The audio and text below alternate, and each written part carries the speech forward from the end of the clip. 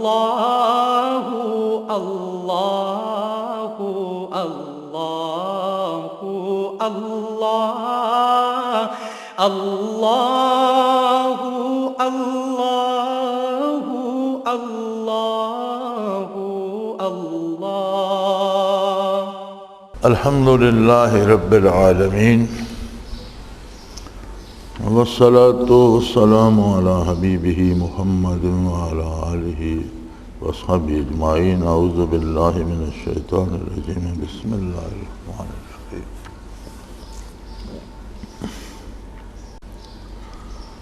اخذ فیض کے لیے آداب، یعنی شیخ سے برکات حاصل کرنے کے بھی کچھ آداب ہیں، کچھ قاعدے اور طریقے ضابطے ہیں.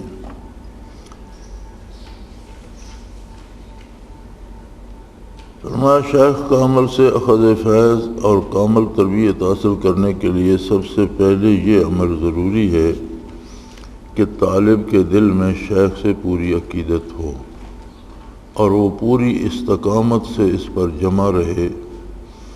تصوف کی اصطلاح میں اسے توحید مطلب کہتے ہیں. یعنی شیخ سے دلی عقیدت ہو اور اس پر استقامت کے ساتھ جمع بھی رہے. اسے اصطلاح تصوف میں توحید مطلب کہتے ہیں. توحید مطلب سے مراد ہوتی ہے کہ اپنے مقصد، اکیلے اس مقصد کو ٹارگٹ بنا لے اور کوئی اس کے ساتھ دوسری چیزیں شامل نہ ہوں.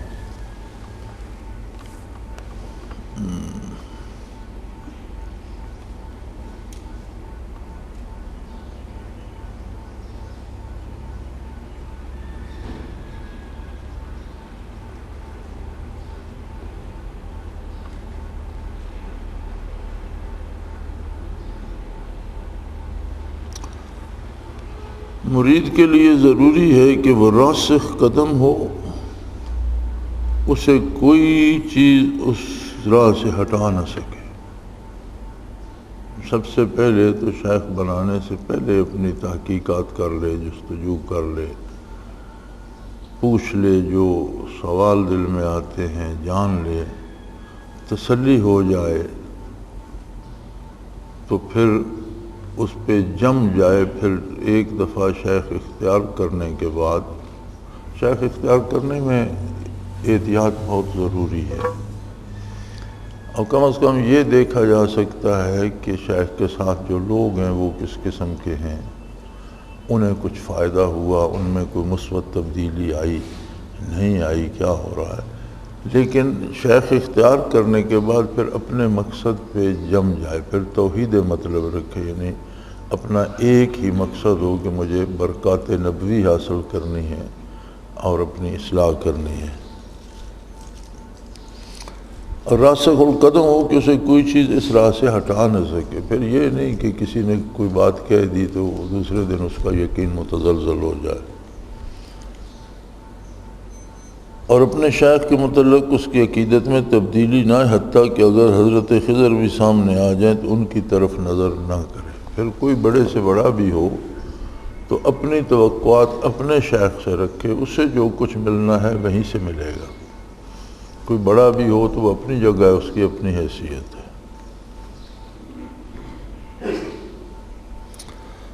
یہ صورت اس وقت ضروری ہے جب ایک طرف شیخ کامل ہو اور دوسری طرف طلب صادق. اگر کسی وجہ سے کسی ناقص آدمی سے کوئی طالب صادق تعلق قائم کر لے تو اسے کوئی روحانی فائدہ نہیں پہنچے گا. اور ظاہر ہے کہ جو خود ناقص ہے دوسرے کو کیا سلوک سکھائے گا. تو ایسی صورت میں طالب صادق کو کسی شیخ کامل کی تلاش کر لینی چاہیے. بعض اوقات لوگ رسمی طور پر یا شہرت ہوتی ہے کسی آدمی کی تو اس کے ساتھ متعلق ہو جاتے ہیں، لیکن وہ کچھ عرصہ رہنے کے بعد انسان خود محسوس کر لیتا ہے کہ روحانی طور پر اس میں کوئی تبدیلی آئی ہے، کوئی اسے فائدہ ہوا ہے یا نہیں ہوا. اگر فائدہ نہیں ہوا تو اس کا مطلب اگر اس کی طلب صادق ہے اور شیخ سے فائدہ نہیں ہو رہا تو اس کا مطلب ہے شیخ کے پاس کوئی چیز نہیں ہے. تو اس پہ عمر ضائع نہ کرے. کیونکہ جو خود ناک کے صاحب و دوسرے کو کیا سلوک سکھائے گا؟ تو ایسی صورت میں طالب صادق کو کسی شیخ کامل کی تلاش کر لینی چاہیے، ورنہ یہ ثابت ہوگا کہ وہ طالب مولا نہیں، شخصیت پرستی کے مرض میں مبتلا ہے۔ اور یہ اکثر دیکھا گیا ہے کہ لوگوں نے مشائخیت کا دعویٰ کیا ہوا ہے، طرح طرح کے لباس اور چوغے اور رومال اور ٹوپیاں اور یہ وہ اور تسبیح گلے میں یا ہاتھ میں حلیے بنائے ہوئے ہیں، اور صرف شعر و شاعری اور نعتیں اور قوالیوں پر لوگوں کو رکھا ہوا ہے، اور لوگ ساری عمر اس میں بیٹھے رہتے ہیں، اور کوئی تبدیلی نہ فکر میں آتی ہے، نہ کردار میں آتی ہے، نہ کچھ حاصل ہوتا ہے۔ تو اس طرح عمر ضائع نہیں کرنا چاہیے کہ عمر بار بار نہیں ملے گی، یہ ایک ہی بار دنیا میں موقع ملتا ہے انسان کو۔ تو اگر ایسی صورت ہو تو اسے چاہیے کہ کسی کامل کو تلاش کرے، اور اگر یہ صورت ہو کہ نہ شیخ کامل نہ طالب صادق، تو یہ تعلق محض ایک سیپ ہوگی جس کا تصوف سلوک سے کوئی تعلق نہیں۔ تو اگر ایسی صورت ہو کہ طالب جو ہے وہ بھی صادق نہ ہو، مقصد اس کا بھی رضا باری نہ ہو، وہ بھی کسی دنیاوی مفاد یا کسی ذاتی مفاد کے لیے چمٹا ہوا ہو، اور شیخ بھی کامل نہ ہو، تو پھر اس کا کیا فائدہ ہوگا؟ وہ تو کسی کام کی چیز نہیں ہے۔ پہلی صورت میں طالب صادق کو دیکھ لینا چاہیے کہ جس شیخ سے اس کا تعلق ہے اس کے ہزاروں مریدوں میں سے اگر چند ایک بھی ایسے ہیں جن کو سلوک کی راہ میں ترقی حاصل ہوئی، تو سمجھ لیجئے کہ شیخ کے ناقص ہونے میں کوئی بات نہیں، ناقص ہونے کی کوئی بات نہیں۔ یعنی اگر کسی شیخ کے پاس ہزاروں مرید ہیں تو ان میں چند کو بھی منازل سلوک نصیب ہو جائے تو اس کا مطلب شیخ تو کامل ہے۔ اگر کسی کو نہیں نصیب ہو رہے تو کمی اس کی طرف سے ہے، شیخ تو کامل نہ ہوتا تو چند کو بھی نصیب نہ ہوتے۔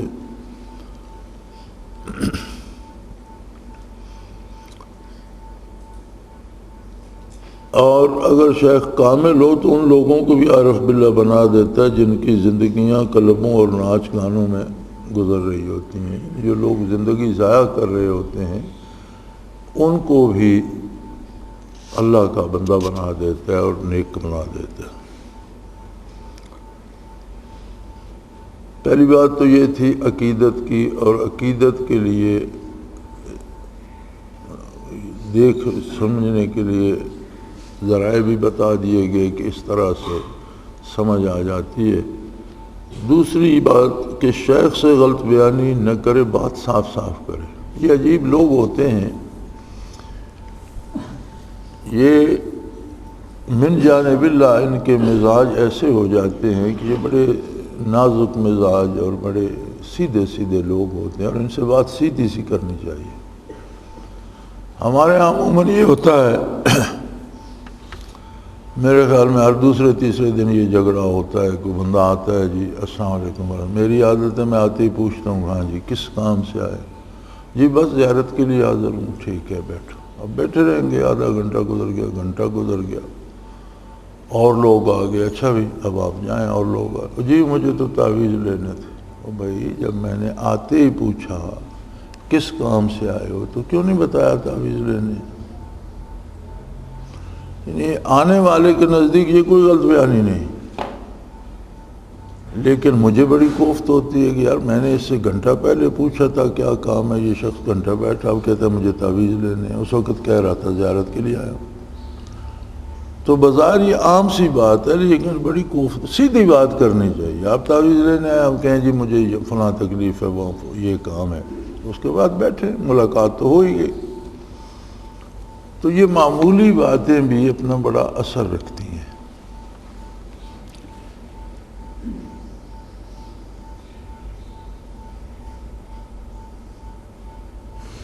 الصدق اجمل واحسن ولا تستمل الكذب ایاک والکذب علی الشیخ۔ سچی بات بہت اچھی اور عمدہ چیز ہے، طالب کو چاہیے جھوٹ نہ بولے شیخ کے سامنے، اور شیخ کے متعلق جھوٹ بولنے سے بچے۔ میرا خیال ہے جو میں نے عرض کیا، ایسے لوگ جھوٹ سمجھتے ہی نہیں، حالانکہ یہ بھی جھوٹ ہے۔ شیخ کے ساتھ خیانت کا برتاؤ نہ کرے، حتیٰ کہ شیخ کے کلام، راز اور اسرار کے معاملے میں بھی امانت کا ثبوت دے۔ شیخ کی بات کو امانت کے طور پر رکھے، کوئی اسرار و رموز اور کرامات دیکھے تو وہ بھی اس کے پاس امانت ہیں۔ جو شخص معمولی چیزوں میں خیانت کا مرتکب ہو، وہ اسرار الہی اور مناصب باطنی کے معاملے میں کب امین بنایا جا سکتے ہیں؟ چھوٹی چھوٹی باتوں میں جو بندہ جھوٹ بول جاتا ہے اور پرواہ ہی نہیں کرتا، سمجھتے نہیں کہ یہ جھوٹ ہے، لاپرواہی کرتا ہے، تو جو چھوٹی باتوں میں لاپرواہی کرتا ہے اسے اسرار الہی کا امین کیسے بنایا جا سکتا ہے؟ وہ کس طرح برکات حاصل کر سکے گا؟ اور اس سلسلے میں بے احتیاطی سے مناسب سلب بھی ہو جاتے ہیں۔ کوئی کتنے منازل بھی طے کر چکا ہو، اس طرح کے واقعات ہو جائیں تو وہ سارا کچھ سلب بھی ہو جاتا ہے، کیونکہ اس سارے کی بنیاد سچائی اور خلوص پر ہے۔ تو عمارت 100 منزلہ بھی ہو، اس کی بنیاد ہٹا دیں تو گر جائے گی۔ نمبر 5، شیخ کی بات کو غور سے سنیں اور اس پر دل سے کاربند ہو۔ شیخ کی مجلس میں شیخ کی بات سننے کی نیت سے جائے، اپنی بات سنانے کا شوق لے کر نہ جائے۔ حضرت جنید بغدادی نے فرمایا کہ میں نے ایک آدمی کو ابو حفص نیشہ پوری کی خدمت میں دیکھا جو نہایت خاموشی سے شیخ اور رفقا کی خدمت میں مصروف ہے۔ میں نے اس کو متعلق پوچھ گچھ کی تو مجھے ایک رفیق نے بتایا یہ آدمی حضرت ابو حفص کی خدمت میں رہتا ہے اور ہم سب کی خدمت کرتا ہے، اور اس نے اپنے شیخ کے لیے 2 لاکھ درہم خرچ کر دی ہیں، مگر اب تک شیخ کے سامنے ایک کلمہ بھی زبان سے نہیں نکالا، یعنی کوئی اپنی بات نہیں کی۔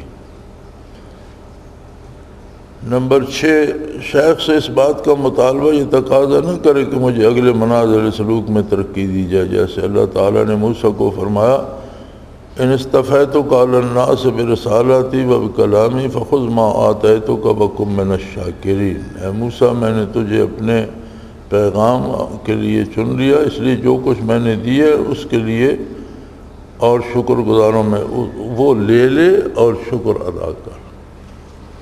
تو یہ تقاضا کرنا کہ مجھے اگلے منازل کرا جائیں یہ درست نہیں ہے۔ یہ ایک فطری اور قدرتی عمل ہے، اور جتنا کوئی مجاہدہ کرتا ہے اس کے مقابلے میں جتنی استعداد پیدا ہوتی ہے اتنی ترقی اسے نصیب ہو جاتی ہے۔ اگر اگلے منازل کا شوق ہے تو ان کے لیے محنت کرے، مزید مجاہدہ کرے، دعا کرے، اللہ سے خلوص سے کام کرے، اللہ مزید دے دے گا، اور یہ اللہ کی عطا ہوتی ہے۔ یہ بڑے عجیب معاملات ہیں۔ ہم ایک دفعہ گجرات کے علاقے میں گزر رہے تھے تو حضرت رحمۃ اللہ علیہ نے مجھے فرمایا، عموماً میں گاڑی چلا رہا ہوتا، فرمایا یہاں ذرا رک جاؤ۔ ویرانہ سا تھا، بے آباد سی جگہ تھی، کھیت تھے دونوں طرف، آبادی نہیں تھی۔ تو ایک طرف ایک کنارے پر تھوڑی سی اونچی جگہ پر ایک قبر تھی۔ کچھ دیر رکے تو حضرت نے فرمایا چلو، چند منٹ رکے ہوں گے تو فرمانے لگے کہ یہ بندہ جو جس کی قبر ہے اس نے زندگی بھر شیخ کامل کی تلاش میں گزار دی اور اسے کوئی بندہ نہیں ملا جو اسے سلوک سکھاتا، اسی طلب میں فوت ہو گیا۔ پتہ نہیں کب کا ہے، قبر کا نشان تھا ہلکا سا، معمول کچی قبر تھی، مٹی کی بنی ہوئی۔ فرمایا میں یہاں سے گزر رہا تھا تو من جانب اللہ مجھے القاء ہوا کہ اسے مراقبات ثلاثہ کرا دو۔ میں نے اسے توجہ دی ہے، لطائف کرائے، مراقبات ثلاثہ کرا دیے۔ اس کی وہ طلب خالص تھی، اللہ نے مرنے کے بعد پوری کر دی۔ پتہ نہیں اسے فوت ہوئی کتنا عرصہ ہو چکا تھا۔ تو طلب صادق کا یہ اثر ہوتا ہے کہ اب وہ زندگی بھر پھرتا رہا، پتہ نہیں کہاں کہاں گیا ہوگا، کس کس درگاہ میں گیا ہوگا، کس کس پیر کے پاس، لیکن جس چیز کا وہ طالب تھا وہ نہ مل سکی۔ مگر اس کی طلب میں اور جستجو میں فرق نہیں آیا، زندگی ختم ہو گئی، مر کے بھی پتہ نہیں کوئی اس قبر کے میرا خیال ہے جاننے والا نہیں تھا، اور نہ وہ وہاں کوئی قبرستان تھا۔ کسی زمانے میں قبرستان تھا، کھیتوں میں مل گیا ایک قبر، اس کی ذرا بلند جگہ پہ تھی، وہ بچی ہوئی تھی۔ تو عرصے بعد بھی اللہ نے اہتمام فرما دیا کہ اس کی طلب صادق کا نتیجہ اسے مل گیا۔ یہ اللہ کا اپنا انتظام ہے۔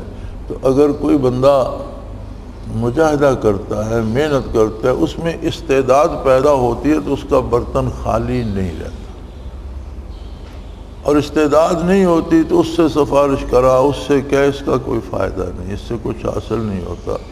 میں نے اگلے دن بھی عرض کیا تھا کہ بعض حضرات احباب چٹیں لکھ کے بھیج دیتے ہیں، ان کو یہ کرا دو، اس کا کوئی اثر نہیں ہوتا، کوئی فائدہ نہیں ہوتا، کوئی نتیجہ نہیں نکلتا، چونکہ استعداد نہیں ہے تو اس پر کون اسے کرائے گا، اور استعداد ہے تو اسے کیوں کوئی خالی رکھے گا۔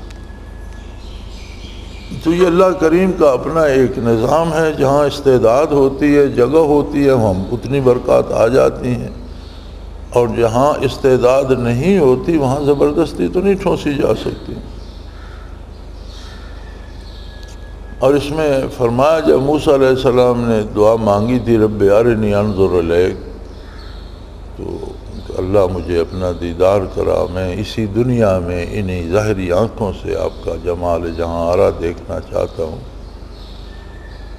تو فرمایا انک لن ترانی، یہ ممکن نہیں ہے کہ انسان ان ظاہری آنکھوں سے اس دار دنیا میں میری ذات کو دے، یہ ممکن نہیں ہے۔ تو فرمایا دیکھو اس سامنے والے پہاڑ پہ دیکھو، اگر اس نے برداشت کر لیا تو پھر تم برداشت کر لو گے۔ فلما تجلی ربہ للجبل جعلہ دکا، تو ذرا سی تجلی باری پہاڑ پر پڑی اور وہ ریزہ ریزہ ہو گیا۔ وخر موسیٰ صاعقہ، اور موسیٰ علیہ السلام بے ہوش ہو گئے۔ جب ہوش آیا تو توبہ کی گیا، بار الہ میں توبہ کرتا ہوں، جو تو نے عطا کیا بہت ہے۔ تو اس وقت حکم دیا کہ ان استفیتک علی الناس برسالاتی و بکلامی، موسیٰ میں نے تم پر بہت بڑا احسان آپ پر کیا ہے، آپ کو اپنی رسالت کے لیے چن لیا ہے اور براہ راست اپنے کلام سے نوازا ہے۔ فخذ ما آتیتک وکن من الشاکرین، سو جو عطا ہوا ہے اسے قابو رکھو اور میرا شکر ادا کرتے رہو۔ تو یہی معاملہ شیخ اور طالب میں ہوتا ہے کہ جو عطا ہو گیا اسے سنبھالنے کی، قابو رکھنے کی، اس کے لیے کیا کرنا چاہیے کیا نہیں، کہ اس کی کوشش کرے اور اللہ کا شکر ادا کرتا رہے، تو اس پر مزید جتنی استعداد ہوتی ہے از خود ملتا رہتا ہے، اس میں کسی اس کی ضرورت نہیں ہوتی۔ اس لیے طالب صادق کو چاہیے کہ جو منازل سلوک طے ہوتے ہیں ان کی حفاظت کرے اور اللہ کا شکر ادا کرے، اللہ اپنے وعدے کے مطابق عطا کرتا چلا جائے گا۔ نمبر 7، شیخ کی مجلس میں بیٹھو تو شیخ کے چہرے کی طرف آنکھیں پھاڑ پھاڑ کر نہ دیکھے، بلکہ اپنے قلب کی طرف متوجہ ہو کر ذکر قلبی مشغول رہے یا اپنے منازل کی نگاہ داشت کرے، کیونکہ جتنی دیر مجلس نصیب ہوتی ہے انعکاسی طور پر برکات نصیب ہوتی رہتی ہیں، تو اس کی فکر کرے۔ شیخ سے کوئی بات پوچھے تو سیکھنے کی غرض سے اور طالب علمانہ انداز میں پوچھے، اعتراض کے طور پر سوال نہ کرے، کیونکہ شیخ پر اعتراض معنی فیض ہے۔ حضرت رحمۃ اللہ کے پاس بعض حضرات علماء آ جاتے تھے، تو حضرت تو جب علمی سوال وہ کرنے لگتے تو حضرت پوچھ لیتے تھے کہ آپ صرف بات کرانے کے لیے یا کوئی بات سمجھنے سمجھانے کے لیے تشریف لائے ہیں یا بیعت کا ارادہ ہے؟ تو اگر کوئی عرض کرتا کہ حضرت بیعت کا ارادہ ہے تو فرماتے بیعت ہونے سے پہلے جو پوچھنا ہے، جو سوال کرنا ہے، جو اعتراض ہے وہ پہلے کر لو، بیعت کے بعد تمہارا اختیار نہیں رہے گا، پھر تمہیں صرف اطاعت کرنا ہوگی۔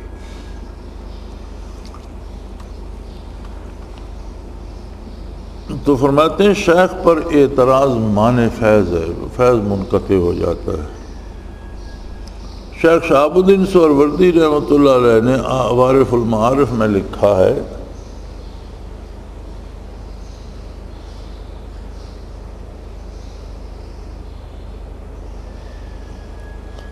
من لم يعظم حرمت الشیخ فالجواب حرم برکتہ ومن قال فی جواب شیخ لا انہ لا یفلح ابدا۔ جس شخص نے شیخ کے جواب کا احترام ملحوظ نہ رکھا وہ شیخ کے فیض سے محروم ہو گیا، اور جس شیخ نے بات کے جواب میں نہیں کہہ دیا، شیخ کی بات کے جواب میں نہیں کہہ دیا، وہ کبھی کامیاب نہیں ہوگا۔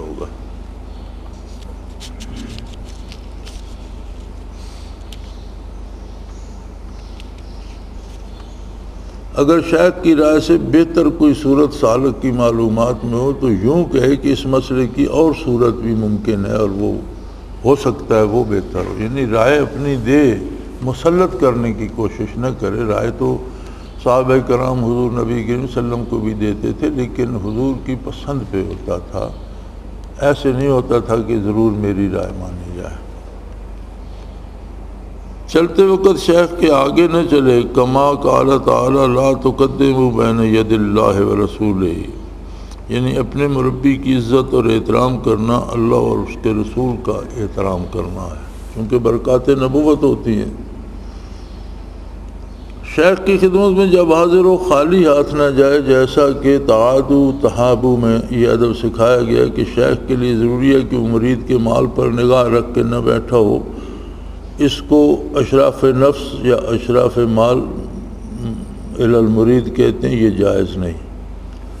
شیخ کے لیے جائز نہیں کہ وہ مرید کے مال پہ نظر رکھے، لیکن مرید کے لیے ضروری ہے کہ وہ اپنی حیثیت کے مطابق ضرور خدمت کرے۔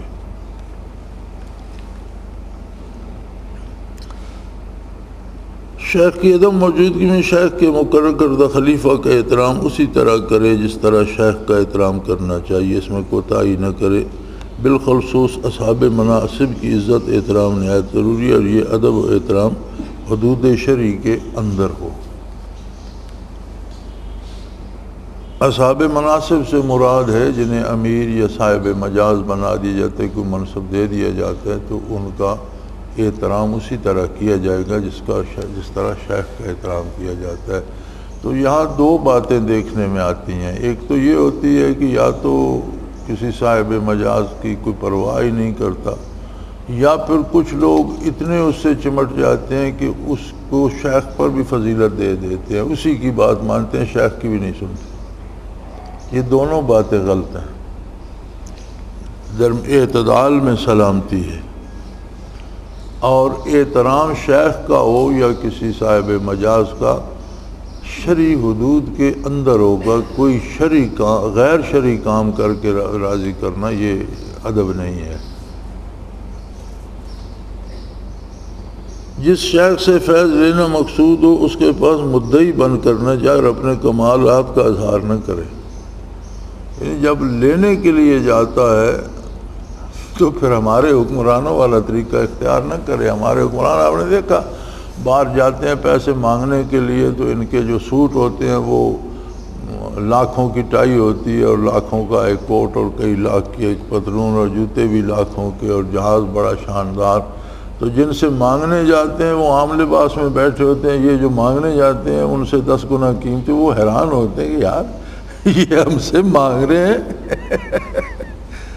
وہ دیکھا آپ نے کتنا عرصہ ہو گیا فرنڈز آف پاکستان فلاں ٹیم، کسی نے دھیلا نہیں دیا، وہ ان کو دیکھ کر کہتے یار یہ تو عیاش لوگ ہیں اور بڑے امیر کبیر، ہمیں بے وقوف بناتے ہیں، ہم سے کیوں پیسے مانگتے ہیں۔ تو شیخ کے پاس جائے تو اپنی بڑائی اور اپنے کمالات کا اظہار نہ کرتا رہے، بلکہ وہاں لینے کے لیے مانگنے والے کی صورت میں جائے۔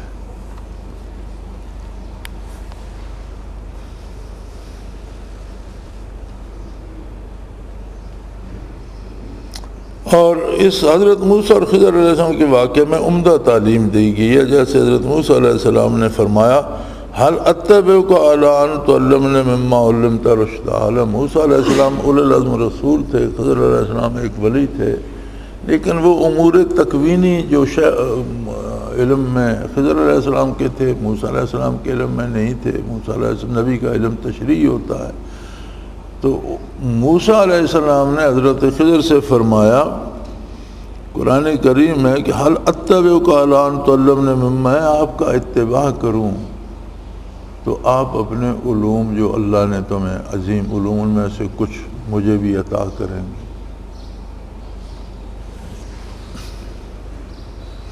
اتباع اور اطاعت نہ کرنے سے انسان مرتبہ انسانیت سے گر جاتا ہے۔ فیض الباری میں ہے کہ کتا اپنے مالک کی اطاعت کی وجہ سے انسان کے حکم میں آ گیا، اور انسان اپنے رب کی نافرمانی کر کے کتے سے بھی برا بن گیا۔ یعنی دیکھا شکاری کتا سے دانے سے مالک کا مطیع ہو جاتا ہے، جب اسے شکار پر چھوڑا جاتا ہے تو اس کا مارا ہوا شکار حلال ہوتا ہے، گویا کتا ذابح انسان کے حکم میں آ گیا، اور بلم باعور جیسا انسان اپنے رب کی نافرمانی کر کے جانوروں سے بھی بدتر ہو گیا۔ شکاری کتے کا حکم یہ ہے کہ وہ شکار کو روکتا ہے اور ذبح کر کے کھایا جاتا ہے۔ اور بلم باعور بنی اسرائیل میں ایک صاحب حال آدمی تھا، موسیٰ علیہ السلام کے زمانے میں تھا، وہ پہلے دین پر تھے، لوگ اس کی بڑی عزت کرتے تھے۔ جب موسیٰ علیہ السلام کا اس طرف جانا ہوا تو ان کا آمنا سامنا ہوا، ان لوگوں کا اور موسیٰ علیہ السلام کے لوگوں کا، تو انہوں نے سمجھا کہ ہم مقابلہ نہیں کر سکیں گے، تو بلم بن باعور کے پاس گئے کہ آپ نیک ہیں، مستجاب الدعوات ہیں، آپ دعا کر دیجئے اللہ میں فتح دے۔ اس نے کہا بھئی میں کیسے دوں، میں تو ایک ولی ہوں اور وہ اللہ کا رسول ہے، تو میرے لیے تو اب حکم اور موقع ہے کہ میں ان کی اطاعت کروں اور بھاگ کر ان کے قدموں سے لپٹ جاؤں، تو تم مجھے الٹی طرف لے جا رہے ہو۔ قوم نے مجبور کیا تو اس نے انہیں سکھایا کہ نوجوان لڑکیوں کو سودا سلف بیچنے والا دے کر موسیٰ علیہ السلام کے لشکر میں بھیج دو، اور انہیں کہو کہ کوئی انہیں چھیڑے تو برا نہ منائے، تو اس سے وہاں برائی پھیلے گی اور وہ جو نبی کی برکات ہیں ان سے اٹھ جائیں گی، بدکاروں میں وہ برکات نہیں رہتی تو وہ کمزور ہو جائیں گی۔ چنانچہ اس قوم نے ایسا ہی کیا، نوجوان لڑکیوں کو کچھ بیچنے کی چیزیں دے کر بھیج دیا، اور اس سے واقعی وہ نتیجہ نکلا۔ موسیٰ علیہ السلام نے محسوس کیا اور شدت سے منع فرمایا، ان کو وہاں سے نکال دیا۔ یہ بلم بن باعور کی بنائی ہوئی عادت ہے کہ آج آپ کو ہر جگہ ایک سیل گرل ملتی ہے، ہوائی جہاز میں ایئر ہوسٹس ملتی ہے، جس دکان پہ جو وہاں بیچنے والی نوجوان لڑکیاں، یہ بلم بن باعور نے شروع کیا تھا کہ اس سے بے حیائی پھیلے گی۔ تو اس کے نتیجے میں اللہ کریم نے اس سے نہ صرف وہ مقامات سلب کیے، ایمان بھی سلب ہو گیا، شکل مسخ ہو گئی، کری ہو گئی، اور تڑپتا ہوا واصل جہنم ہوا۔ تو یہاں یہ فرما رہے ہیں کہ نافرمانی یا بے ادبی کر کے بلم بن باعور تباہ ہو گیا، اور شکاری کتا مالک کے سدھانے سے اس قابل ہو جاتا ہے کہ وہ شکار میں مالک کی مدد کرتا ہے، اور اس کا روکا ہوا جانور ذبح کر لیا جاتا ہے۔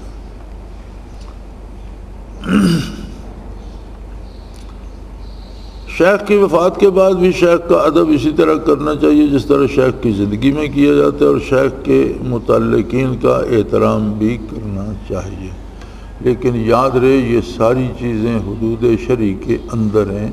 کوئی غیر شرعی کام کرنا اسے ادب و احترام نہیں کہتے۔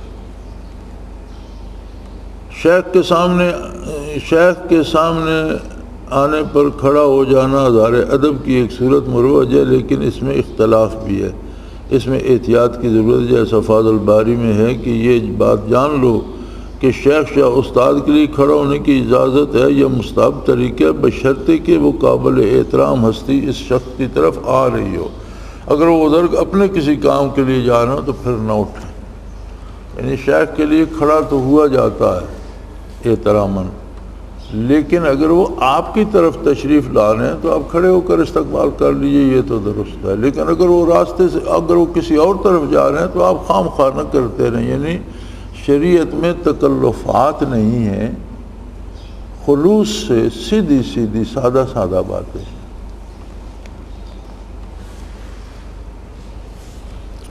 اس طرح استاد یا شیخ کے ہاتھ چومنا بھی جائز ہے۔ یہاں دیکھ لینا چاہیے کہ کہیں ایسا نہ ہو جس نے عمر بھر ہاتھ نہ دھوئے ہوں، اظہار ادب اسی کے ہاتھ چومتے رہو۔ اظہار ادب کی یہ صورت مستحسن یا مستحب سمجھنے کے بعد اپنی طرف سے اضافہ کر کے نئی نئی صورتیں اختیار کرنا، شیخ کے سامنے سجدہ کرنا وغیرہ، اس طرح کے جھکنا یا سجدہ کرنا، رکوع کی حالت میں ہو جانا یا سجدہ کرنا، یہ حرام ہے۔ ادب و احترام خلوص سے، دل سے، کردار سے ناپا جاتا ہے، ظاہری احوال سے نہیں۔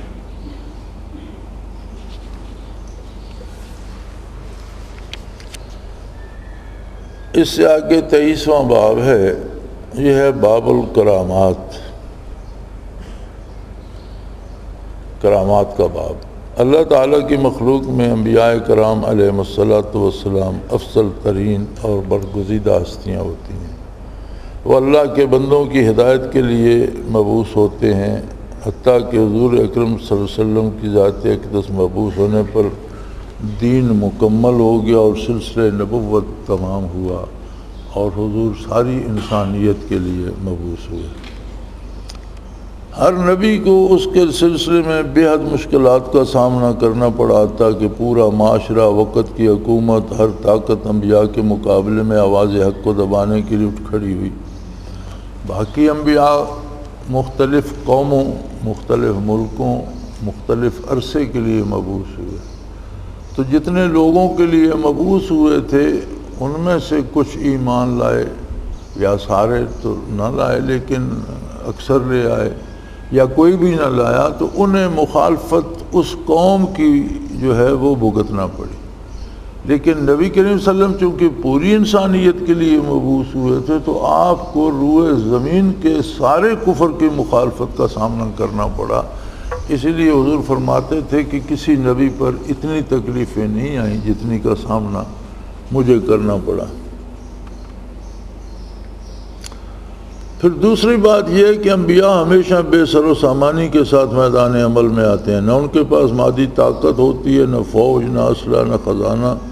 ظاہر ہے کہ طاقت کے مقابلے میں اپنی صداقت اور برتری کا ثبوت مادی طاقت کی برتری کے بغیر کیا ہو سکتا ہے، مگر انبیاء کرام اپنی صداقت کی صنعت کے طور پر ایسے امور پیش کیے جو خرق عادت سے تعلق رکھتے ہیں۔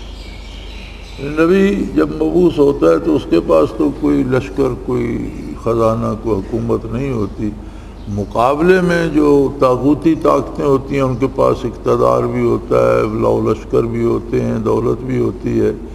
تو نبی جو مقابلہ کرتا ہے وہ اپنے معجزات سے، یعنی خرق عادت اسے کہتے ہیں، عادتاً وہ امور محال ہوتے ہیں، تو نبی اپنے معجزات سے مقابلہ کرتا ہے۔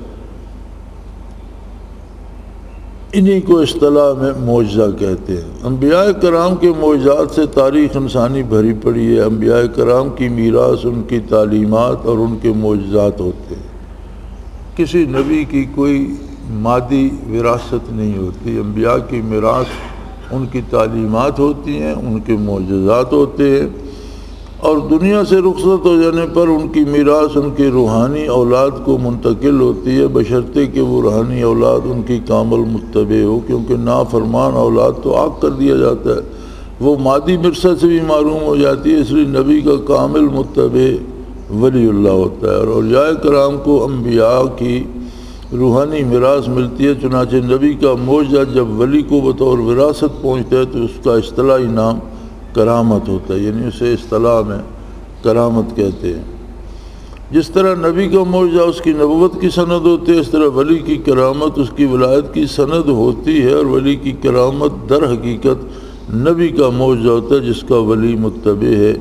امام رازی اربعین میں فرماتے ہیں، ہم کہتے ہیں کہ تقوی افضل ہے کیونکہ ارشاد باری ہے کہ تم میں سے افضل وہ ہے جو سب سے زیادہ متقی ہے۔ ولی کی کرامت کا مقرون بالتقوی ہونا اس بات کا ثبوت ہے کہ بغیر متقی صالح کے کرامات کا صدور محال ہے۔ جہاں تقوی زیادہ ہوگا وہاں کرامت و فضیلت بھی زیادہ ہوگی، کیونکہ اللہ کا ارشاد ہے کہ ان اکرمکم عند اللہ اتقاکم، اللہ کے نزدیک وہ زیادہ معزز ہے جو زیادہ متقی ہے۔ تو فرمایا انہی معززین کو کرامات دی جاتی ہیں، تو کرامات کا صدور اس بات کی دلیل ہے کہ آدمی متقی ہے۔ کرامت صرف اس ولی سے صادر ہوتی ہے جو اپنے نبی کا کامل متبع اور اس وجہ سے ولی اس امت کے خاص میں شمار ہوتا ہے۔ الیواقیت والجواہر۔ معلوم ہوا کہ کرامت کا صدور متقی صالح کامل متبع سنت کے بغیر نہیں ہو سکتا، کیونکہ وہی نبی کی صحیح روحانی اولاد ہے۔ الیواقیت والجواہر میں ہے کہ اولیاء کرام کو اللہ تعالیٰ نے کرامتیں عطا فرمائی ہیں۔ کرامت فرع ہے معجزہ کی، جو چیز نبی کا معجزہ ہے وہی ولی کی کرامت ہے۔ کرامت کو صادر ولی سے ہوتی ہے لیکن معجزہ نبی کا ہوتا ہے۔ اور کرامت سے یہ سمجھ لیا جائے اصولی طور پر کہ ہر عجیب چیز کرامت نہیں ہوتی۔ یوں تو مداری بھی بڑے شعبدے دکھاتا ہے، شعبدہ باز بھی عجیب و غریب چیزیں، لیکن وہ کرامت نہیں ہوتی۔ کرامت کی بنیاد اس بات پر ہوتی ہے جس پر نبی کے معجزے کی ہوتی۔ نبی کا معجزہ ہوتا ہے نبوت کی صداقت کی دلیل کے طور پر اور دین کو سچ ثابت کرنے کی۔ ولی کی کرامت بھی ہوتی ہے کہ احقاق حق کے لیے کہ حق کو اور دین کو ثابت کیا جائے، محض لوگوں کو حیران کرنے کے لیے نہیں ہوتی، پیسے لینے کے لیے نہیں ہوتی، کسی شخص کی بڑائی کے لیے نہیں ہوتی، بلکہ جہاں مقابلہ دین کا آتا ہے تو دین کو غالب کرنے کے لیے ولی کی کرامت کا صدور ہوتا ہے، اور یہ کرامت ہوتی ہے۔ کرامات اولیاء تواتر سے ثابت ہیں۔ اولیاء کرام کا وجود کسی ایک دور یا خطہ کے ساتھ مخصوص نہیں، یعنی کسی ایک زمانے یا کسی ایک خطہ زمین سے مخصوص نہیں، ہر دور میں ہر ملک میں اولیاء کرام پائے جاتے رہے ہیں۔ ان کی کرامات کا وجود بھی ہر دور میں ملتا ہے کہ وہ حد تواتر تک پہنچ چکی ہیں۔ تواتر ہوتا ہے جو چیز متواتر متقدمین سے آج تک ہر عہد میں ثابت ہوتی رہے۔ تو فیض الباری میں ہے متواتر اخبار کرامات کے صدور میں اس قدر وارد ہو چکی ہیں کہ ان کا انکار جائز نہیں۔ ہاں جس کو اللہ تعالیٰ نے اچھائی سے محروم کر دیا ہو اس کا حصہ ہی تقریب کرامات و برکات اولیاء ہے، اور وہ اسے محال خیال کرتا ہے۔ یعنی اولیاء اللہ کی کرامات کا انکار ممکن نہیں۔ ہاں کسی نے اللہ کو بھلائی سے محروم کر دیا ہو تو وہ الگ بات ہے۔ امام ذہبی جو جماعت صوفیہ کے سخت مخالف ہیں، کرامات اور ان کے انکار کے سلسلے میں فرماتے ہیں، خوب سمجھ لو اللہ تعالیٰ نے ہمیں خبر دی ہے اور اس سے زیادہ سچی خبر دینے والا کوئی نہیں کہ بلقیس کا تخت بڑا عظیم تھا، اتنا بڑا کہ ہم اس کی تفصیل نہ سمجھ سکتے ہیں، نہ بیان کر سکتے ہیں، نہ اس کی مقدار و ماہیت سمجھ سکتے ہیں۔ اور یہی عظیم تخت حضرت سلیمان کی رعیت کا ایک آدمی اٹھا لایا اور آنکھ جھپکنے سے پہلے حضرت کی خدمت میں پیش کر دیا، جیسا کہ قرآن مجید میں بیان ہوا۔ اس لیے کرامات اولیاء کا انکار ایک جاہل آدمی کے بغیر کوئی نہیں کر سکتا، بھلا اس عظیم تخت کے آنکھ جھپکنے کی دیر میں آنے سے بڑھ کر بھی کوئی کرامت ہو سکتی ہے؟ یہ بات عقل کی دسترس سے باہر ہے، اس لیے ہم اس کے بغیر کچھ نہیں کہتے کہ ہم ایمان لائے اور کرامت اولیاء کی تصدیق کی۔ امام ذہبی رحمۃ اللہ تعالیٰ علیہ چونکہ صوفی نہیں تھے اور شاید ان کی رسائی اس بات تک نہیں ہو سکی تو صوفیوں کی مخالفت کرتے تھے۔ دراصل صوفیوں کی مخالفت کوئی نہیں کرتا، یہ جو برائے نام صوفی بن جاتے ہیں اور اوٹ پٹانگ حرکتیں کرتے ہیں تو اہل علم اس سے گھبرا جاتے ہیں۔ لیکن جب ان سے کسی نے کرامات اولیاء کے بارے پوچھا تو انہوں نے کہا بھی کرامت ولی کا انکار کیسے کیا جا سکتا ہے؟ آخر سلیمان علیہ السلام کے آدمیوں میں وہ آدمی جو آپ کے خادموں میں سے تھا ولی اللہ ہی تھا، نبی تو نہیں تھا، نبی تو سلیمان علیہ السلام۔ تو بلقیس کا تخت وہ اس کے اس خاص کمرہ شاہی کے اندر بنایا گیا تھا، اور جتنا کمرے کا سائز تھا کوئی شاید تھوڑی تھوڑی جگہ ارد گرد بچی ہو، وہ پورا تخت اور اس میں بے شمار ہیرے جواہرات لگے ہوئے، اور اس کا کتنا وزن تھا، کتنی لمبائی چوڑائی تھی، یہ تو کسی نے بیان کی نہیں۔ لیکن وہ یہ تھا کہ اس کمرے سے اس کا نکالنا بغیر توڑے پھوڑے ممکن نہیں تھا، اور پھر وہ سینکڑوں میل دور بھی تھا، تو جب حضرت سلیمان علیہ السلام نے فرمایا کہ اس کا تخت کوئی لے آئے گا تو بہت بڑا جن جو وہاں تھا اس نے کہا جی میں ایک دن میں لے آؤں گا۔ آپ نے فرمایا نہیں، دن تو بڑا لمبا وقت ہے۔ تو ایک خادم نے عرض کی کہ آنکھ جھپکنے سے پہلے میں آپ کی خدمت میں حاضر کر دیتا، اور وہ آنکھ جھپکنے سے پہلے وہاں موجود تھا۔ تو امام زاوی فرماتے ہیں کہ جب ایسی باتیں موجود ہیں تو کرامات کا انکار کون کر سکتا ہے؟ تو یہ بھی ہمت اور مجاہدے اور قوت کی بات ہے۔ اب وہ مجاہدہ بھی نہیں رہا، اب لوگوں میں شوق ہوتا ہے مناظر زیادہ کرنے کا، لیکن مجاہدہ کرنے کا شوق کم ہو گیا، محنت کم کی جاتی ہے۔ تو حضرت رحمۃ اللہ علیہ نے یہ کیفیت بھی ہمیں ایک دفعہ دکھلائی تھی، یہ بڑا ذہن میں سوال پیدا ہوتا تھا کہ یہ کیسے ہو گیا؟ تو حضرت نے فرمایا دیکھو، تو اس شخص نے اپنے قلب کے انوارات القاء کیے، اس تخت کو انوارات میں لپیٹا اور انوارات ایک دفعہ اشارہ کیا، اپنی طرف کھینچے تو تخت سامنے پڑا۔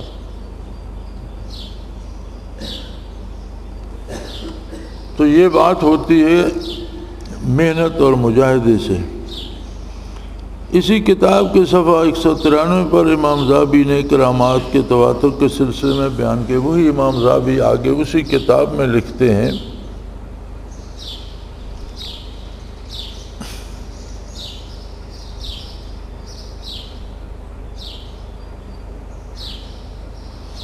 میں نے حافظ ابو الحسن سے سنا، وہ کہتے ہیں کہ میں نے شیخ عز الدین بن عبد السلام سے مصر میں سنا، فرماتے تھے مجھے تواتر کے ساتھ جتنی کرامتیں شیخ عبد القادر جیلانی کی معلوم ہوئی ہیں کسی اور ولی اللہ کی اتنی نہیں پہنچی۔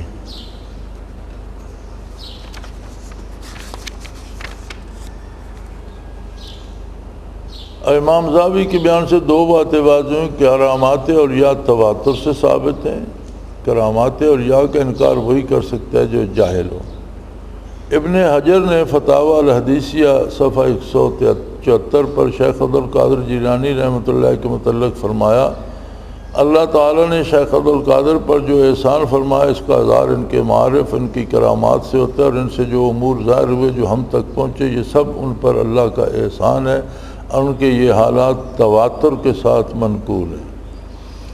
امام یافی رحمۃ اللہ علیہ نے شیخ کی کرامات کے متعلق کفایت المعتقد صفحہ 295 پر فرمایا، بعض علماء نے ذکر کیا کہ شیخ جیلانی کی کرامات تواتر کے، میں کہتا ہوں ان کی کرامات کے وجود کا علم قطعی طور پر حاصل ہو چکا ہے، اس وجہ سے ان کرامات کی خبر دینے والے راویوں کی کثرت ہے، اور یہ کثرت حد تواتر تک پہنچتی ہے۔ امام ذہبی، حافظ ابن حجر، امام یافی اس بات پر متفق ہیں کہ حضرت شیخ عبد القادر رحمۃ اللہ علیہ کی کرامات حد تواتر پہنچ۔ ظاہر ہے کہ جس کو علم سے ذرا سا مس ہو وہ متواترات کا انکار نہیں کر سکتا۔ علامہ شعرانی نے اسنی المطالب فی الاحادیث سے مختلفۃ المطالب مراتب 261 پر حضرت علی کرم اللہ وجہ الکریم کا ایک قول نقل کیا جو قول فیصل ہے۔ حضرت علی کرم اللہ وجہ الکریم فرماتے ہیں کرامت ولی کا انکار صرف ایک گدھا ہی کر سکتا ہے۔ کرامت کے انکار میں معتزلہ سب سے پیش ہے۔ معتزلہ ایک فرقہ ہے اہل تشیع کا، وہ کہتے ہیں اس کے علاوہ تاریخ میں دو نام اور ملتے ہیں، ابن حزم اور ابو اسحاق اصفرائینی۔ ان کے انکار کی بنیاد اس بات پر ہے کہ اگر ولی سے کرامت صادر ہو تو نبی سے معجزہ اور ولی کی کرامت میں فرق کیا رہ جائے گا۔ اس حقیقت کا اظہار ابن خلدون رحمۃ اللہ نے اپنے مقدمہ میں صفحہ 451 پر فرمایا۔ علامہ انور شاہ کشمیری نے فیض الباری جلد 2 صفحہ 61 پر لکھا کہ انہیں حزم کرامات کا منکر نہیں تھا، اور کتاب النبوات میں ابن تیمیہ نے بھی اس رائے کا اظہار کیا ہے۔ ابن حزم نے انکار کرامت کے باوجود یہ کہا کہ میں دعا کی قبولیت کا قائل ہوں، میں کہتا ہوں کہ جب قبولیت دعا خرق عادت کے طور پر ثابت ہو گئی تو یہی کرامت ہے، پھر تنازع محض لفظی رہ گیا، انکار کا کیا فائدہ؟ یعنی حقیقت کرامت کا انکار ہے اور لفظ کرامت کا انکار۔ حالانکہ کرامت کے لیے یہ شرط تو نہیں کہ دعا کے بغیر ہی ظاہر ہو، بلکہ دعا بھی اکثر بطور کرامت ہوتی ہے۔ صاحب کرامت ولی خدا سے ایک چیز کی درخواست کرتا ہے، پھر خدا تعالیٰ کی طرف سے اس چیز کا ظہور ہوتا ہے، جیسے کہ حضرت سلیمان علیہ السلام کے وزیر نے پہلے اللہ سے دعا کی، پھر وہ عرش حاضر ہو گیا۔ علامہ ابو اسحاق اصفرائینی کے رد میں ابن خلدون کہتا ہے کہ عقلی احتمال ہے کہ کرامت اور معجزہ میں فرق کیا رہ جائے گا۔ عقلی بحثیں حقائق کو جھٹلا نہیں سکتی۔ مشاہدات اور واقعات کے سامنے عقلی احتمال کیا حقیقت رکھتے ہیں؟ ہزارہ اولیاء اور صوفیاء سے کرامتیں ظاہر ہوئیں، سلف صالحین صحابہ کرام سے کرامتیں ظاہر، ان تمام مشاہدات کو کون غلط ثابت کر سکتا ہے؟ اگر کوئی شخص ایسی غلطی کرتا ہے تو اس کی وجہ ہٹ دھرمی، ضد، فساد، عقلی احتمالات نہیں۔ اس موقع پر معجزہ اور کرامت، سحر و قانون میں فرق واضح کر دینا بھی معلوم ہوتا ہے۔ مجھے تقریباً 25 سال کا تجربہ رہا حضرت رحمۃ اللہ علیہ کی خدمت میں، اور بڑی عجیب بات جو 25 برس میں نے نوٹ کی وہ یہ تھی کہ جب کوئی ایسا کام آ جاتا جس میں ہم بے بس ہو جاتے، یہ سمجھتے اب کچھ نہیں ہو سکتا، مشکل بن گئی ہے، مصیبت ہے، بیماری ہے، اور دنیاوی امور ہوتے تھے، تو جب ہم سمجھتے کہ اب ہمارے بس میں کوئی چارہ نہیں رہا، تب میں حضرت سے عرض کیا کرتا تھا۔ لیکن مجھے نہیں یاد کہ اس سارے عرصے میں کبھی حضرت نے کوئی جواب دیا ہو۔ جب بات عرض کی جاتی تو سن لیتے، متفکر ہوتے، چہرے پر تفکر سا آ جاتا، خاموش ہو جاتے، تشریف لے جاتے۔ میں نے نہیں دیکھا کہ انہوں نے فرمایا ہو کہ اللہ کرے گا ٹھیک ہو جائے گا، یا اللہ بہتر کرے، یا کوئی دعا فرمائی۔ بات سنتے آپ کے چہرے پہ وہ اثرات نظر آتے کہ آپ کو فکر لگ گئی ہے، متفکر ہو گئے، خاموشی سے تشریف لے جاتے۔ لیکن عجیب بات یہ ہے کہ وہ کام اسی وقت درست ہو جاتا، اور اگر کسی مصیبت میں ہمیں رہنا ہوتا تھا، اللہ کو رکھنا منظور ہوتا تھا، تو موقع ہی نہیں ملتا تھا کہ حضرت سے بیان کرتے۔ لیکن جو بات بھی کی جاتی کبھی حضرت نے جواب نہیں دیا، نہ کہا کہ دعا کریں گے، نہ کہا کہ بہتر ہوگا، لیکن وہ کام ہو جاتا تھا۔ تو کرامت اور شعبدہ، استدراج بھی کہتے ہیں، کچھ عجیب و غریب کام جو کسی شیطانی عمل سے شیطان کر دیتا ہے، جو شیطان کی پوجا کرتے ہیں یا اس کی بات مانتے ہیں، تو جو اس کے لیے ممکن ہے وہ بھی عجیب و غریب حرکتیں کر دیتا ہے کہ ان کی کرامتیں مشہور ہوتی رہیں۔ تو فرماتے ہیں اس استدراج شیطانی اور شعبدہ جو یہ مداری کرتے ہیں جس کی حقیقت کوئی نہیں ہوتی، ہاتھ کی صفائی ہوتی ہے، تو اس شعبدے، استدراج اور کرامت میں فرق کیا ہے؟ نبی پاکیزہ نفس، پاکیزہ صفات، پاکیزہ اخلاق ہوتا ہے، اس کے اعمال صالح ہوتے ہیں، مخلوق کا خیر خواہ، اللہ تعالیٰ کی طرف رہنمائی کرنے والا، صادق القول، پاکیزہ تعلیم دینے والا، طالب آخرت، تارک دنیا، اور ذکی الطبع اور عادل ہوتا ہے۔ یہ اوصاف ہوتے ہیں نبی کے۔ جادوگر، کاہن اور ساحر، خبیث النفس، خبیث الصفات، اپنے فن سے مخلوق کو نقصان پہنچانے والا، بد اخلاق، بد اعمال، جھوٹا، دنیا پرست، حب جاہ کا طالب، حب مال کا مریض ہوتا ہے۔ یعنی یہ واضح فرق ہے نبی اور جادوگر اور کاہن اور ساحر میں۔ ایک دوسرے کی ضد ہیں، ایک روز روشن ہے تو دوسرا اندھیری رات ہے۔ کیا میں بتاؤں اَلُنَبِّئُکُمْ عَلَىٰ مَنْ تَنَزَّلُ الشَّیَاطِینُ تَنَزُّلُ عَلَىٰ کُلِّ أَفَّاکٍ أَثِیمٍ یُلْقُونَ السَّمْعَ وَأَکْثَرُهُمْ کاذبون۔ قرآن کریم نے بتا دیا ہے کہ کیسے لوگوں پر شیطان نازل ہوتے ہیں۔ یہ جھوٹے گناہگار بدکاروں پر نازل ہوتے ہیں، اور وہ ان کی باتیں سنتے ہیں، حالانکہ شیاطین ان سے اکثر جھوٹ بولتے ہیں، وہ انہیں جھوٹی خبریں دیتے ہیں۔ یہ تو فاعلی فرق ہے، یعنی فعلی طور پر فرق ہے کہ نبی کا کردار ایمان سے لے کر عمل تک بہت صالح، دوسروں کی بھلائی چاہنے والا، آخرت کا طالب، دنیا اور دنیا کے رتبوں سے متنفر ہوتا ہے اور ولی نبی کے تابع ہوتا ہے۔ جادوگر، کاہن وغیرہ بدکار، جھوٹے، بے دین، دولت کے طالب، غلیظ رہنے والے، اس طرح کے لوگ ہوتے ہیں۔ یہ تو عملی فاعلی فرق آ گیا، فعل کا جو فرق ہے۔ دوسرا فرق ہوتا ہے مادی۔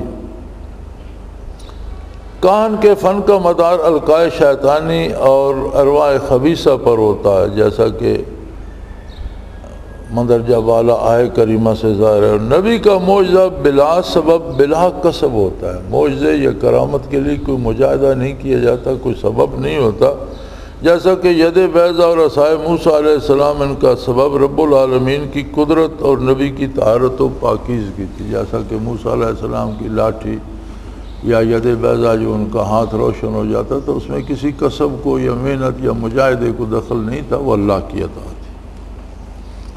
یہ مادی فرق ہوتا ہے۔ فرق صوری، صورت میں کیا فرق ہوتا ہے؟ صورت ہمیشہ اپنے مادہ کے تحت ہوتی ہے، مادہ خبیث ہے تو صورت بھی خبیث ہوگی۔ کہانت کا مادہ ازماؤ امداد و القائے شیطانی ہے تو اس کی صورت بھی خبیث ہوتی ہے۔ نبی کے معجزہ کا مادہ رب العالمین کی قدرت ہے تو صورت بھی پاکیزہ ہوتی ہے۔ یعنی جو کہانت وغیرہ یہ جادو سے جو نتائج نکلتے ہیں وہ کسی نہ کسی کو دکھ دینے، اس کی صورت بھی خبیث ہوتی ہے۔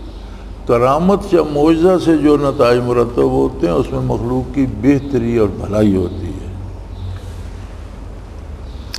علت غائی، یعنی دونوں کا بنیادی سبب، مقصد کیا؟ علت غائی اس سبب کو کہتے ہیں جو مقصود ہو۔ ان کا مقصد کیا ہوتا ہے؟ علت غائی کیا ہے؟ فرمایا علت غائی ہمیشہ ظاہر امر کے تابع ہوتی ہے، جیسے فرعون اور آل فرعون کو غرق کر کے مار کے کفر و شرک اور ظلم و تردی سے پاک کرنا تھا، اور بنی اسرائیل کو ظلم سے نجات دلا کر برتری اور فضیلت کے نام سے نواز۔ یہ اس معجزہ کی علت غائی تھی۔ علت غائی یہ تھی کہ ظالم، بدکار، جابر، متکبر فرعون اور اس کے ساتھیوں کو جو تباہی پھیلا رہے تھے، غرق کر کے ان لوگوں کو جو مظلوم اور مقہور تھے ان کو نجات دلانا مقصود تھا، اور یہ بہتر مقصد تھا کہ ظلم کا خاتمہ ہو اور نیکی پھیلے۔ جہاں کہانت اور جادو کیا جاتا ہے تو اس کی علت غائی کچھ اور ہوتی ہے۔ کہانت اور جادو موقوف ہے کسب اکتساب تعلیم و تعلم ذاتی کوشش پر۔ جادو اور کہانت جہاں بھی ہوتی ہے وہاں مقصد یہ نہیں ہوتا کہ نیکی پھیلائی جائے، وہاں کہیں پیسے بٹورنا، کہیں دوسرے کو تکلیف دینا، پریشان کرنا، اسے مجبور کرنا اپنی بات ماننے کے لیے، تو اس کی علت غائی ہی الگ ہوتی ہے، یعنی اس کا مقصد ہی الگ ہوتا ہے۔ دوسری بات یہ ہے کہ جادو کہانت وغیرہ جو ہے یہ سیکھنے پڑتے ہیں، پڑھنے پڑتے ہیں اور مجاہدے کرنے پڑتے ہیں، لیکن معجزے اور کرامت سیکھنے نہیں پڑتے، اللہ کی طرف سے عطا ہوتے ہیں۔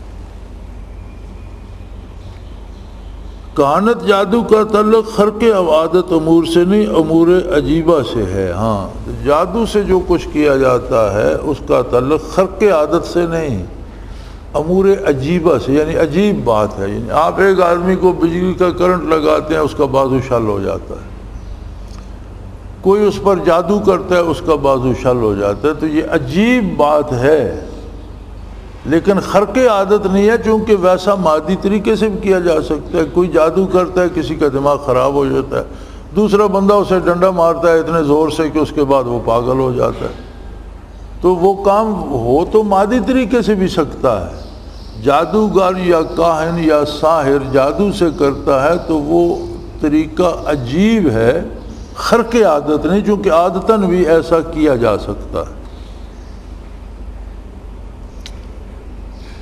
اور جس شخص نے یہ فن نہ سیکھو اس کے لیے تو وہ تو یہ سمجھتا ہے یہ خرق عادت ہے، مگر دوسرے شخص یا جن اشخاص نے کہانی جادو سے ان کے لیے نہ امور عجیب ہوں گے نہ خرق عادت۔ تو یہ جو جادوگر ہیں جب ایک دوسرے کو تو انہیں وہ کام عجیب بھی نہیں لگتے، وہ سمجھتے ہیں کہ یہ تو ہو سکتا ہے، یہ ایسی بات ہے۔ نبی کے معجزہ کے مقابلہ میں کوئی انسان یا جن اس پر قادر نہ ہوگا کہ ایسی بات کر سکے۔ جو چیز نبی سے بطور معجزہ صادر ہوتی ہے یا ولی سے بطور کرامت وہ کوئی دوسرا اس طرح کرنے پہ قادر نہیں ہوتا۔ جادوگر ایک کر سکتا ہے تو 10 جادوگر بھی ویسا کر سکتے ہیں، یا مادی طور پر بھی ایسا کیا جا سکتا ہے، لیکن کرامت اور معجزے میں یہ فرق ہوتا ہے کہ جس نبی سے جو معجزہ ظاہر ہوتا ہے وہ اس کے عہد میں وہ نبی سے ظاہر ہوتا ہے، کوئی دوسرا مقابلے پر آ کر ویسا نہیں کر سکتا۔ ولی سے کرامت ظاہر ہوتی ہے تو ہر آدمی اٹھ کر مجلس سے یہ نہیں کہہ سکتا کہ ایسا میں بھی کر سکتا ہوں۔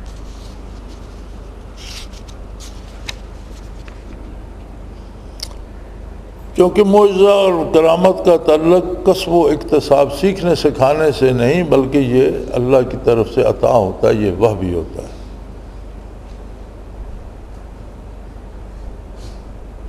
جادو کے اثر کی کیفیت یہ ہوتی ہے کہ جس پر جادو کیا گیا اگر جادوگر توجہ ہٹا لے تو اثر ختم ہو جاتا ہے، مگر معجزہ میں یہ بات نہیں۔ جادوگر جب کسی کامل ہستی کے مقابلے آئے تو اس وقت صرف جادو کا اثر ہی ظاہر نہیں ہوتا بلکہ جادو کے آلات بھی نیست و نابود ہو جاتے ہیں۔ میں نے دیکھا ہے ان جادوگروں کو کہ زندہ ہستی تو بڑے دور کی بات ہے، جہاں اولیاء اللہ کے مقابر ہوتے ہیں، مدفن ہوتا ہے، اس سے بھی میلوں دور حلقے میں رہتے ہیں، یہ قریب نہیں جاتے، کیونکہ ان کے ساتھ شیاطین ہوتے ہیں، وانوارات ہوتے ہیں۔ وہ انہوں نے نام دیا ہوتا ہے کہ موکل ہیں میرے پاس۔ موکل کیا ہے؟ مکلف مخلوق تو 4 قسم ہے، فرشتہ، جن، شیطان اور انسان۔ تو یہ موکل 5ویں مخلوق کدھر سے آ گئی؟ یہ اس کا تو کوئی ثبوت نہیں نکلتا۔ وہی شیاطین جو ان کے جادو وغیرہ کرنے کی وجہ سے ان کے ساتھ انہوں نے موکل کا نام دے رکھا ہے، اور بعض قرآنی آیات کو الٹا سیدھا پڑھ کے، اور عجیب لوگ ہیں۔ ذبح کے وقت جو دم مسفوح نکلتا ہے اس سے قرآنی آیت لکھیں گے، پیشاب سے لکھ دیں گے۔ تو اس طرح کی حرکتیں کر کے ان کے ساتھ جو شیاطین لگ جاتے ہیں انہیں یہ موکل کہتے ہیں، اور یہ اہل اللہ کے قریب جانے سے بھی گھبراتے ہیں کہ وہ موکلات بھاگ جاتے ہیں وہاں۔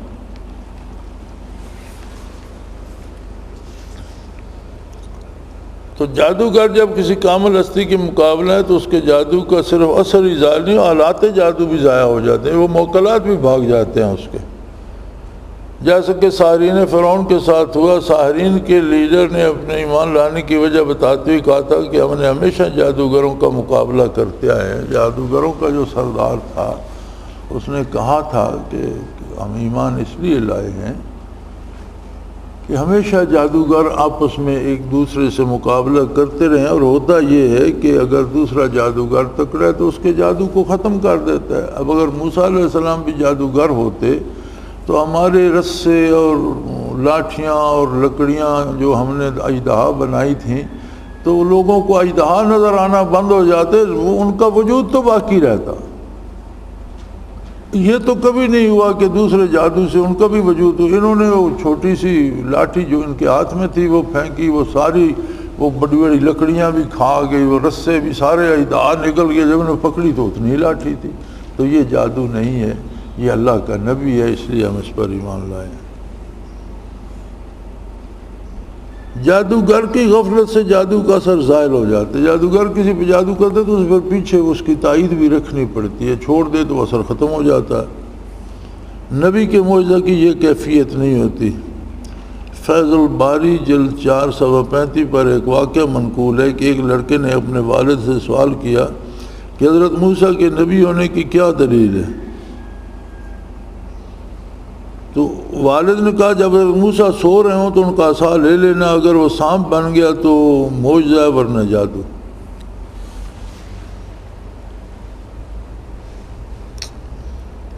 تو اسے والد نے کہا کہ موسیٰ علیہ السلام جب آرام فرما رہے ہوں تو تم ان کی وہ لاٹھی اٹھا لینا، اگر تو وہ لاٹھی سانپ بن گئی تو پھر تو معجزہ ہے، اور اگر لاٹھی کی لاٹھی پھر جادو ہے، چونکہ جادوگر جب اس طرح متوجہ نہیں ہوتا تو اس کا جادو اثر نہیں کرتا۔ وہ لڑکا گیا، اس نے لاٹھی اٹھائی، وہ سانپ بن گئی، قریب تھا کہ اسے نگل جاتی، پھینک کر بھاگ گیا۔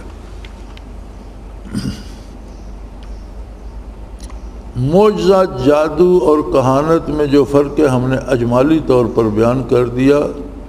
ولی کی کرامت دراصل نبی کا معجزہ ہوتا ہے جس کا وہ متبع ہوتا ہے، اور جب کرامت کے صدور کے لیے نبی کی کامل اتباع شرط ہے تو کرامت ولی معجزہ نبی کی فرع ٹھہری۔ اس لیے سمجھ لینا ضروری ہے کہ ہر عجیب بات جو کسی سے ظاہر ہو کرامت نہیں ہوتی، بلکہ کرامت کا اطلاق اس خرق عادت پر خرق عادت امر پر ہوتا ہے جو کسی کامل متبع شریعت سے ظاہر ہو۔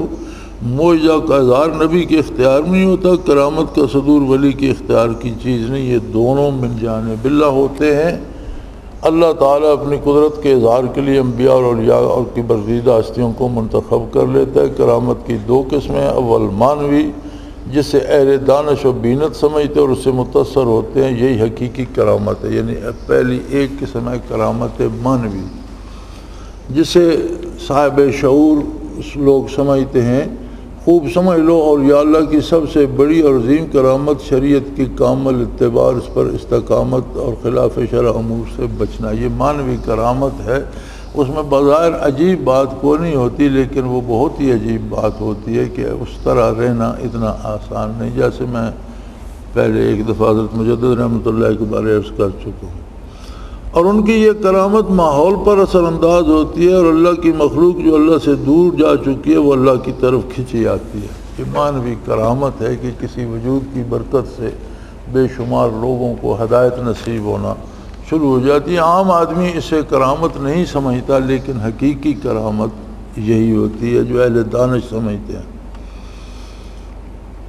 دوسری قسم کی کرامت حسی ہے، جو عوام کو متاثر، جو محسوس ہوتی ہے، وہ عوام کو متاثر کرتی ہے، کیونکہ ان کی نگاہیں حسیات اور مادیت میں اٹک کر رہ جاتی ہیں۔ چنانچہ جنید بغدادی رحمۃ اللہ کا واقعہ مشہور ہے کہ ایک شخص ان کی خدمت میں 10 برس رہا، آخر مایوسی کی کیفیت سے واپس آپ نے وجہ پوچھی تو کہنے لگا بڑی شہرت سنی تھی جنید بڑا ولی اللہ ہے، مگر 10 برس میں ایک کرامت نہیں دیکھی۔ حضرت نے فرمایا اس عرصے میں جنید کا کوئی کام ایسا دیکھا جو سنت نبی کے خلاف ہو؟ کہنے لگا ایسا تو نہیں۔ فرمایا یہی حقیقی کرامت ہے۔ کرامت کے سلسلے میں ایک سوال بعض نابالغ ذہنوں میں ابھرتا ہے اور زبان پر آتا ہے کہ جب ولی کی کرامت اپنے اختبار میں نہیں ہوتی تو کشف قبور اپنے بس کی بات نہیں، کیونکہ کشف بھی تو کرامت ہے۔ اس کا جواب یہ ہے کہ اس میں شک نہیں کہ تمام مخلوقات کا مالک مختار کل اللہ ہے۔ انسانی کو دیکھی اسے پیدا کرنا، وجود بخشنا اس کے اختیار میں، آنکھیں دینا، آنکھیں ایک آلہ ہے، اور دنیا میں بینائی پیدا کرنا، ان میں بینائی پیدا کرنا اس کے اختیار میں، پھر دیکھنے کی قدرت دینا بھی اسی کے اختیار میں۔ تو آنکھ دیکھنے کے لیے استعمال کرنا انسان کا کام ہے، یہ سب کچھ اسی نے دیا، لیکن جس کو آنکھ دی اسے استعمال کا اختیار بھی بڑی حد تک دے دیا کہ جب وہ آنکھ کھولتا ہے تو اسے چیز نظر آتی ہے۔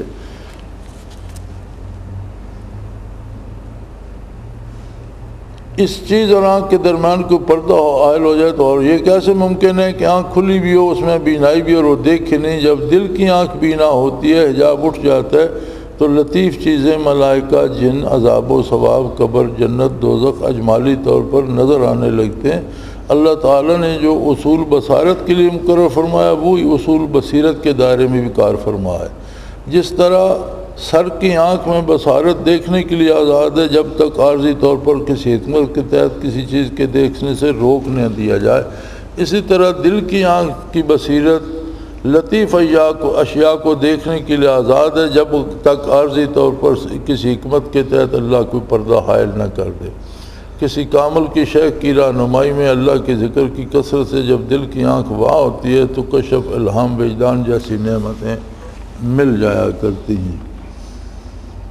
کشف الہام تک حواس و عقل کی رسائی نہیں ہو سکتی، اس لیے ان کا انکار کر دیا جاتا ہے۔ ابن خلدون نے اس سلسلے میں بڑے پتے کی بات کی ہے، فرماتے ہیں کشف و علم مغیبات کا مسئلہ آیات مشابہات کے مانند ہے، مطلب نہیں کھلتا۔ صوفیاء کے ذوق وجدان پر اس کی بنیاد ہے، جس کو ان صوفیاء جیسا ذوق نہیں ان کلمات کو کیا حل کر سکتا ہے؟ واضح لغت نے ان کیفیات اور وجدانیات صوفیہ کے لیے کوئی لفظ وضع نہیں کیا، کہ ان سے ان کے کلام کی یکدہ کشائی کی جائے، چونکہ اہل لغت وغیرہ ان معنی کے لیے الفاظ واضح کرتے ہیں جو حواس سے ظاہری سے معلوم ہو سکتی ہیں۔ صوفیہ امور باطنی کے لیے الفاظ وضع نہیں کیے گئے۔ اب جو شخص ان کے رنگ میں رنگین ہو کر ان کے کلام کو شریعت کی روشنی میں حل کرے تو اس شخص کی خوش بختی ہے۔ اور سب سے اعلیٰ بات یہ ہے کہ صوفیہ کے اس کلام کی گتھی سلجھانے کی کوشش ہی نہ کی جائے جو علماء ظواہر کے فہم سے بالا تر ہو۔ ملا علی قاری نے ٹھیک فرمایا، جس نعمت سے انسان محروم ہوتا ہے اس کا انکار کر دیتا ہے۔ ہم نے چند اولیاء اللہ کی کرامات کا ذکر کرتے ہیں اور صحابہ کا ذکر اس لیے نہیں کرتے کہ صحابیت خود بہت بڑا شرف ہے، اس کے مقابلے میں ولایت کی کوئی حیثیت نہیں۔ اب یہ کرامات انشاءاللہ اللہ نے توفیق بخشی تو کل دیکھیں گے۔ وآخر دعوانا الحمدللہ رب العالمین۔ اللہ اللہ اللہ اللہ اللہ اللہ اللہ اللہ۔ حضرت امیر محمد اکرم آوان مد ذلہ العالی دارالعرفان منارہ ضلع چکوال میں سالہ سال سے قرآن و حدیث کے اوپر خطابات کر رہے ہیں اور سلسلہ نقشبندیہ اویسیہ کے مطابق لوگوں کو ذکر الہی کی تربیت دے رہے ہیں۔ وہ قرآن پاک کی تفسیر ترتیب وار بیان کر رہے ہیں۔ تفسیر قرآن کو وہ موجودہ ملکی اور بین الاقوامی حالات کے مطابق بیان کرتے ہیں۔ موٹر وے سے کلر کہار کے انٹرچینج سے نکلتے ہوئے کلر کہار کی جھیل سے ہوتے ہوئے میانی، بوچھال اور نور پور سے گزرتے ہوئے دارالعرفان منارہ پہنچ سکتے ہیں۔ حضرت امیر محمد اکرم آوان نے بچیوں اور بچوں کی دینی اور دنیاوی تعلیم کے لیے سقارہ اکیڈمی کے نام سے ایک درسگاہ بھی قائم کی ہے، جس کا افتتاح ملک پاکستان کے صدر جنرل محمد ضیاء الحق نے اپنے دست مبارک سے کیا تھا۔ وہ تمام احباب جو اسلام کی طلب رکھتے ہیں ان سے گزارش ہے کہ دارالعرفان منارہ ضلع چکوال میں امیر محمد اکرم آوان صاحب کے خطابات سے مستفید ہوں۔ وہ ہر جمعے کو نماز سے پہلے بیان فرماتے ہیں۔ ہر ماہ کی پہلی اتوار کو ماہانہ اجتماع ہوتا ہے جس میں آپ خصوصی خطاب فرماتے ہیں اور پاکستان کے چاروں صوبوں سے احباب اس اجتماع میں شرکت کرتے ہیں۔ اس کے علاوہ یہاں سال میں 2 مرکزی اجتماعات بھی ہوتے ہیں، ایک رمضان المبارک میں اعتکاف کا اجتماع اور دوسرا جولائی اور اگست میں 40 دن کا اجتماع ہوتا ہے جس میں روحانی تربیت کی جاتی ہے۔ اپنا خون سیماب دے کر اتنا ہم کر جائیں گے، نام آقا کا چمن میں پھر رقم کر جائیں گے۔